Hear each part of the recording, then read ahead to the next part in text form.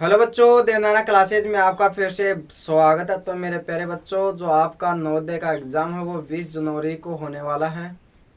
काफ़ी टाइम बीत चुका है और अब समय निकट है।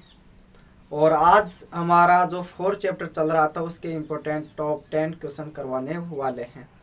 ठीक है बच्चे, तो ध्यानपूर्वक देखना हो और अच्छे से पढ़ना है आपको, क्योंकि आपका एग्ज़ाम निकट है।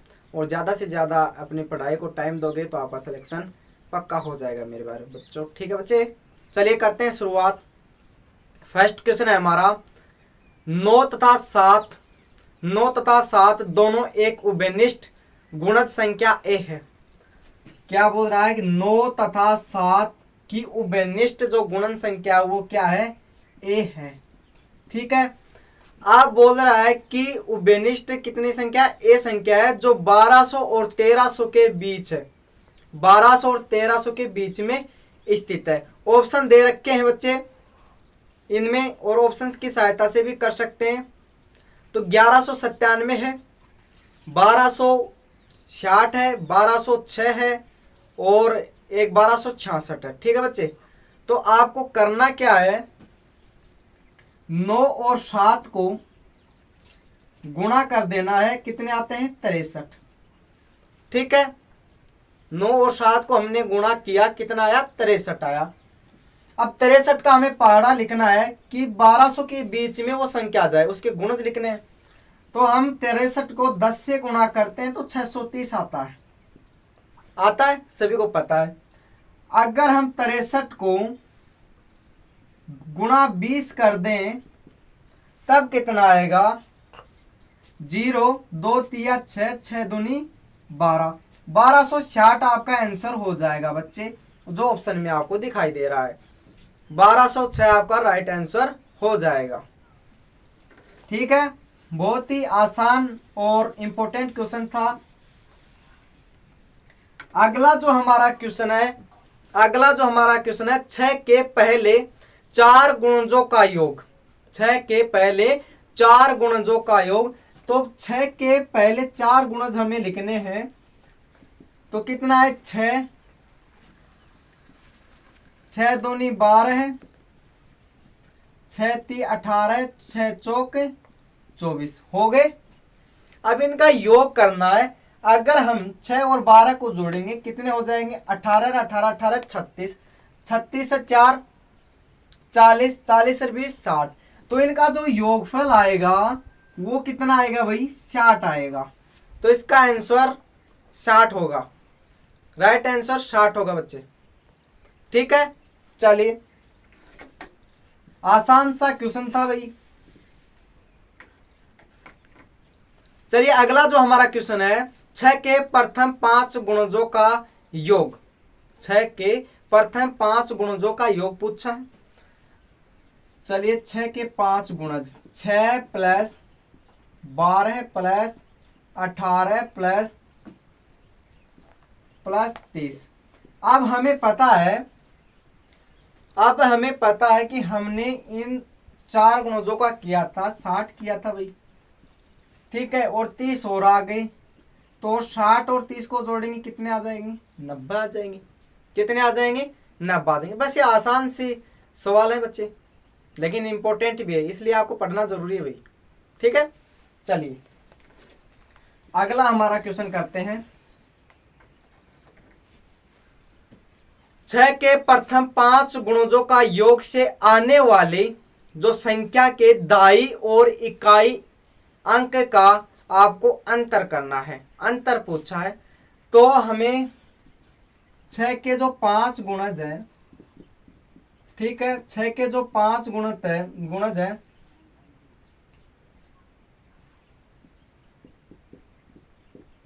इनसे आने वाली जो संख्या है उसके इकाई और दाई अंकों का अंतर करना है। तो इनका अंतर करोगे तो 9 आ जाएगा भाई। अंतर करोगे तो कितना आ जाएगा, 9 आ जाएगा। तो इसका राइट आंसर क्या हो जाएगा, 9 इसका राइट आंसर हो जाएगा बच्चे। ठीक है, और क्लास अच्छी लग रही हो, सेशन अच्छा लग रहा हो तो ज्यादा से ज्यादा शेयर जरूर करना मेरे प्यारे बच्चों, और चैनल को सब्सक्राइब करना ना भूलिएगा, और लाइक तो बनता है भाई। ठीक है, चलिए अगला जो हमारा क्वेश्चन रहेगा बड़े ही आसान और इंपॉर्टेंट क्वेश्चन है भाई, जो आपके लिए रामबाण सिद्ध होंगे। ठीक है, चलिए अगला क्वेश्चन है कि 13 के प्रथम 7 गुणजों का योग किसके निकटतम है। ठीक है, 13 के 7 गुणजों का योग, प्रथम 7 गुणजों का योग किसके निकट है, ये आपको बताना है। अगला हमारा 5 नंबर का क्वेश्चन है ये। तो 13 के 7, अब 13 के 7 गुण, 13 एकम 13, 13 दूनी 26, 13 ती 39, 13 चौक 52, 13 पंजो 65, 13 छिके 78 और 13 सात 51। ठीक है, ये आपके 7 गुणजों का योग इस प्रकार से होगा। अगर हम इनको ऐड करते हैं, इनका जोड़ करते हैं इनका, तो कितना आएगा,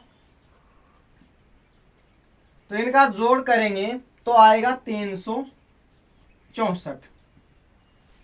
ठीक है, आपके ऑप्शन में दे रखा है 365। ठीक है, तो लगभग में आ जाएगा, लगभग में आ जाएगा 365 के निकटतम है। ठीक है बच्चे, समझ में तो आ रहा है ना। अगर आपको समझ में आ रहा है तो एक कमेंट करना प्यारा सा कि सर हमें समझ में आ रहा है। ठीक है, चलिए अगला हमारा क्वेश्चन है कि एक संख्या है 50 से कम 7 की गुणज है, और जो उनके गुणनखंड है कुल 3 गुणनखंड है। कितने गुणनखंड है, 3। ठीक है, तो वो आपको संख्या बतानी है। तो आपके जो ऑप्शन में दे रखा है 14, 42, 49 और 70 ऐसे दे रखा है, तो 70 वाली तो वैसे कैंसिल हो गई। अब देखना है कि 50 से कम है, तो 42 दे रखा है ऑप्शन में, 49 दे रखा है और 14 दे रखा है और 70, ये वाली तो कट गई भाई। अब इनमें से देखना है आपको, अब इसके करेंगे तो 3 से ज्यादा गुणनखंड बनेंगे, लेकिन इसको देखो भाई 49 के हम गुणनखंड करते हैं तो कितना आता है, 1 और 7 और 49, कुल 3 ही गुणनखंड है, कुल 3 ही गुणनखंड है। तो हमारा राइट आंसर क्या आ जाएगा, 49। कितना आ जाएगा, 49 हमारा करेक्ट आंसर होगा। चलिए अगला जो हमारा क्वेश्चन है वो इस प्रकार है भाई कि 19 तथा 15 के सर्वनिष्ठ गुणनखंड क्या है। सर्वनिष्ठ गुणनखंड आपको बताने हैं, किसके, 19 और 15 के। कितने के, 19 और 15 के। 19 और 15 के सर्वनिष्ठ, सर्वनिष्ठ होता है सार्वनिष्ठ या सार्व या फिर उभयनिष्ठ, एक ही बात है भाई। ठीक है, उभयनिष्ठ एक ही बात है। ठीक है, चलो क्या लिख दिया, लो सही लिख के देता हूं भाई, उभयनिष्ठ। ठीक है, अब 19 के क्या है, 19 के भाई 1 गुणा करें 19 को आ जाएगा, या तो 1 है और या फिर 19 और है क्या, 19 के नहीं है, और है 19 के नहीं है, नहीं 12 दे रखा है क्या भाई, 12 दे रखा शायद, 12 दे रखा, सॉरी भाई 19 नहीं है 12 है। तो 12 का 1 गुना 12 खुद हो गया, 2 गुना 6 हो गया और फिर 3 गुना 4 हो गया। ठीक है, 15 का करेंगे 1 गुना 15 हो गए।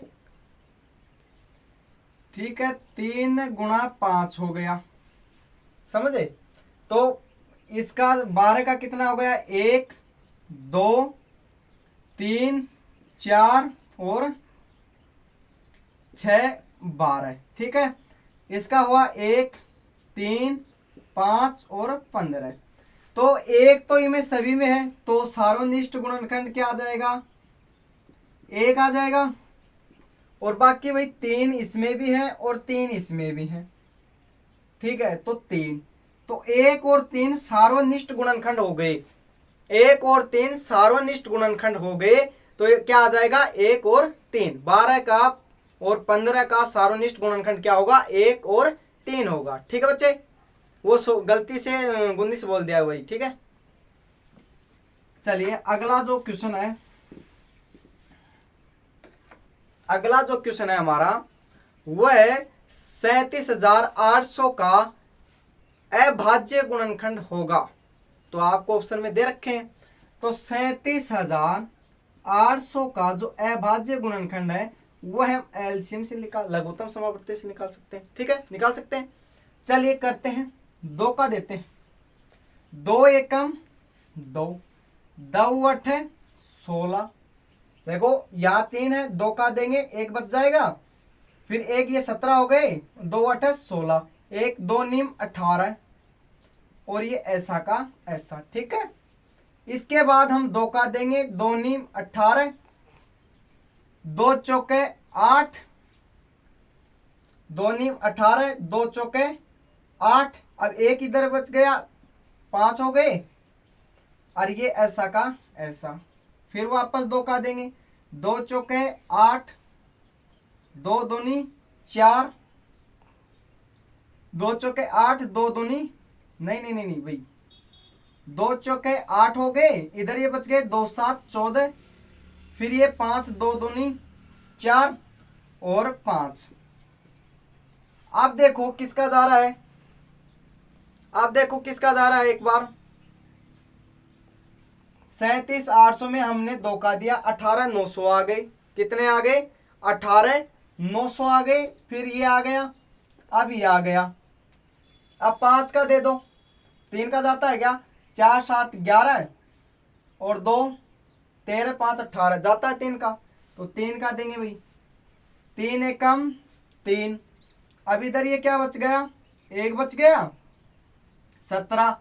3 छिके यानी कि 3 एकम 3, 3 दूनी 6, 3 चौक 12, 3 पंजो 15, 2 बचे 7 21, 1 बचा 3 पंजो 15 आ गया भाई। अब वापस देखो 3 का जाता है क्या? 6 6 7 13 5 18 फिर से जाएगा, तो फिर से दे दो। 3 पंजो 15, 3 दूनी 6 और 3 पंजो 15 वापस आ गया। अब नहीं जाता, अब किसका जाएगा? 5 का जाएगा भाई। किसका जाएगा? 5 का। 5 का जाएगा, देखो 5 का, 5 2 7 7 और 5 कितने होते हैं भाई? 12। 3 का जाएगा भाई, फिर से जा रहा है 3 का। 3 का दे दो। 3 एकम 3, 2 बच गए, 3 7 21, 1 बच गया, 3 पंजो 15 वापस। ठीक है, अब नहीं जा रहा, अब नहीं जा रहा, अब नहीं जा रहा, तो 5 का जाएगा। 5 दिए 15, 2 बच के 5 5 25, 35 आ गया। 35 में 5 का जाएगा, 5 7 35। अब 7 का जाएगा और 1 आ गया। तो हमारे क्या है गुणनखंड? अभाज्य जो गुणनखंड आए वो क्या है भाई? 2 गुणा 2 गुणा 2, 3 गुणा 3 गुणा 3। ठीक है, और फिर 2 बार 5 गुणा 5 और गुणा 7। ये जो आए हैं ये हमारे अभाज्य गुणनखंड है। ठीक है बच्चे, अगर आप ऑप्शन से करना चाहो तो नीचे वाले 2 तो कट हो गई है, फिर ऊपर वाला देखो छोटा है और जो बड़ा हो उस पर हमें क्लिक कर देना है, यानी कि सेकेंड ऑप्शन हमारा करेक्ट हो जाएगा। ठीक है बच्चे, तो इस प्रकार से भी हम कर सकते हैं।